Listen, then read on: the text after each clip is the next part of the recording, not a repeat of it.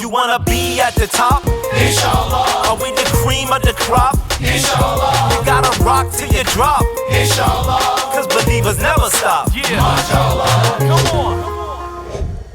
Assalamu alaikum. This is Naeem Muhammad here live at Mass ICNA Convention 2016 in Chicago, Illinois. I hope you guys are having a good time. We've been bringing so many different activists, artists, and people who are doing amazing things in their community. And I'm sitting next to a sister who's doing some great stuff now. Your sister Abeer, right? Sister Abeer? Abeer Najjar. Abeer Najjar. So I saw some of the things you were doing online, and you have basically a lifestyle blog and page and different things like that, right? And what are the type of things that you feature on your blog and your page?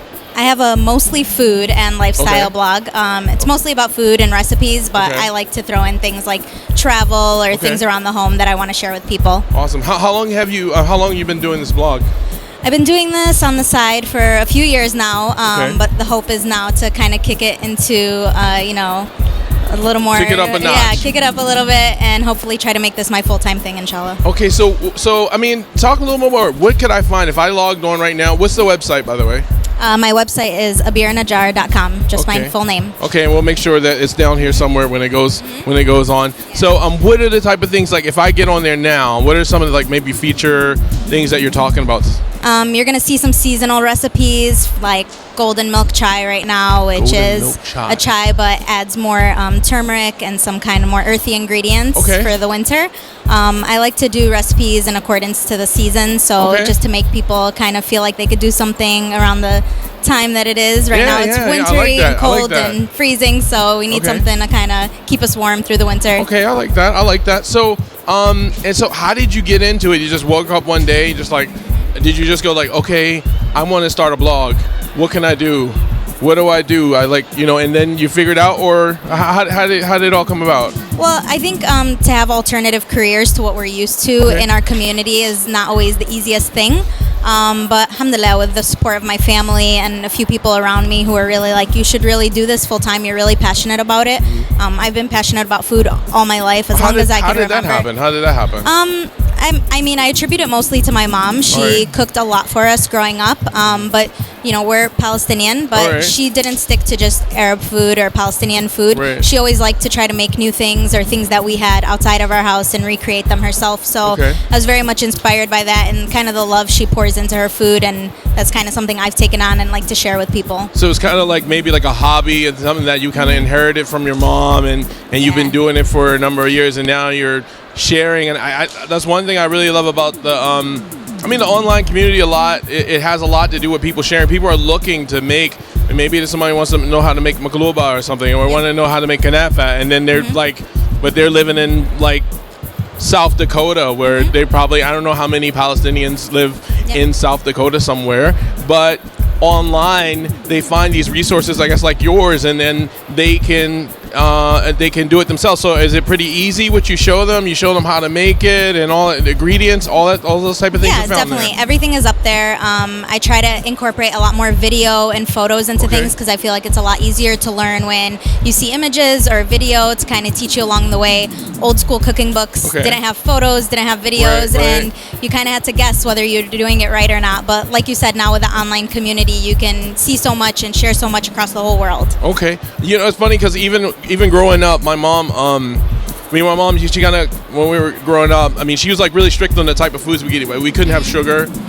We nothing artificial flavors. All we had was honey, and it was it was crazy. All the type of we had carob chocolate. We used to eat rice cakes, and we would flavor them with honey and butter. You guys were ahead of it before everyone else. Yeah, before, when everybody was this new organic, how you get organic Doritos, forget about it. So, if you had a tip for a beginner, a beginner foodie, someone who wants to, what would be a pro tip that you can get someone started out, want to get into cooking, get into making really great meals that people are going to and enjoy? Sure.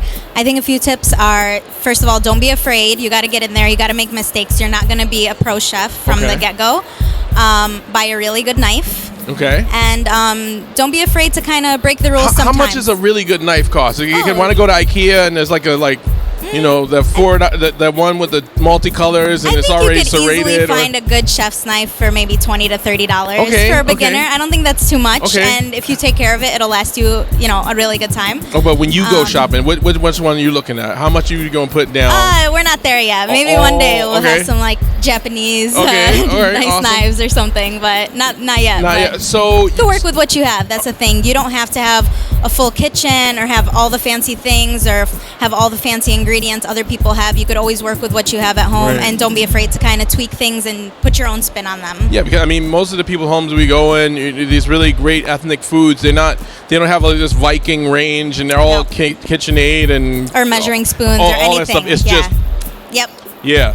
Exactly. So the one thing I think you're a little excited about the new project that you're going to do. So we're starting with like I said, you started with this passion you had for food, started this blog, but now you're going to even notch it up a new level. Tell us about this new thing that you're going to be doing. So recently I was able to team up with an amazing team called Revive, and we're working on a cooking show. It's going to be called Abeer's Day Off. Right. So that will be launching in the new year. So literally it's on your day off that you're It's awesome. kind of an insight to really my real life. I have a full-time job, so when I do have my days off, that's really when I love to cook and kick back and enjoy it. So this show is kind of a peek into that. It'll be a web series, so it'll be on YouTube and on Facebook. And they're going to be nice short videos with just recipes ranging anything from Palestinian all the way to Mexican or Italian, and just sharing my favorite recipes. So who would be your target audience when you're saying you're doing this? And the funny thing is, for me, I'm going to be looking for this because like when I have my kids over already, they say, Baba,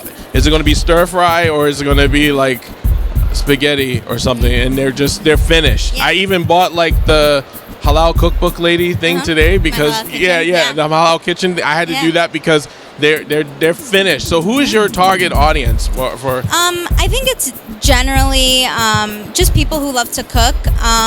I think for me, a lot of people might relate if they're first generation American born of immigrant parents, and maybe they've had a lot of ethnic food in their life. But for instance, my family, we grew up in lots of different cultural neighborhoods, so we were influenced very much by Latino community, Black community.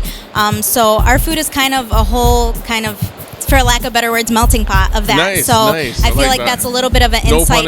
No pun intended. Yeah, but that's a little bit of an insight into what I think American Muslim cuisine is going to start to look like, and just American cuisine in general is just going to be this blend of all the immigrant influence in this country. Right. Awesome. Well, if there is again, I guess like as we go on. For a young person who's starting out, that maybe they want to start out and take their passion that they have to go into this blogosphere or go into, even taking it to the point that they're doing these video blogs, what kind of advice would you give them? I think the best advice is to not be a perfectionist at first. I'm guilty of that, and that's what held me back for a lot of years. I thought I had to be like what I saw on TV or what I saw on the internet. You had to be Rachel Ray and these guys, and if it ain't... You're not going to be there, and you got to start somewhere. So don't be afraid to do that.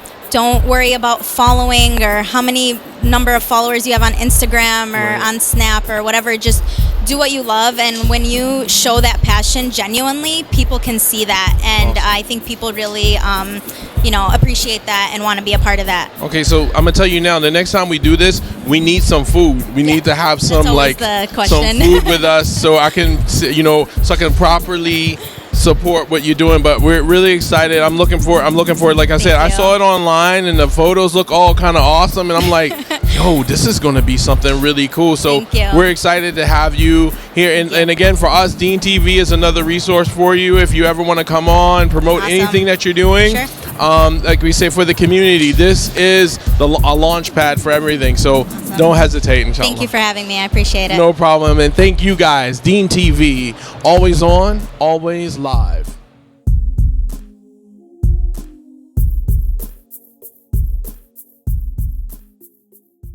This Dean TV video was made possible in part by Islamic Relief, working together for a better world, and by Guidance Residential, the #1 Islamic home financer in the U.S.